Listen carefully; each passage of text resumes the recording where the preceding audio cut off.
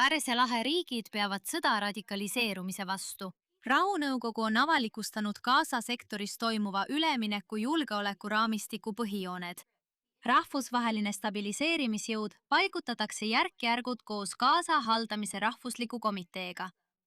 Nende ülesanne on jälgida uue Palestiina politseijõu väljaõpet ja toetada terroristlike organisatsioonide relvitustamist kohapeal. Paljud piirkonna riigid tervitavad seda algatust, nähes selles lootuse märki paremale tulevikule Gazas, kogu Lähis-Idas ja Pärsia lahe piirkonnas. Aastate jooksul on üha rohkem riike kasutusele võtnud meetmeid radikaliseerumise vastu võitlemiseks, loonud rehabilitatsioonikeskusi mõõduka islami edendamiseks ning karmistanud usulise diskursuse kontrolli. Saudi Araabias on loodud mitu keskust, nende seas Mohammed bin Nayefi keskus ja Etidali keskus, et võidelda äärmusliku propaganda vastu internetis üle kogu maailma. Araabia Ühendemiraatides loodi Hidayahi keskus vägivaldse äärmususe ennetamiseks koos Sawabi keskusega, mis võitleb internetis selliste rühmituste nagu Daesh sõnumite vastu.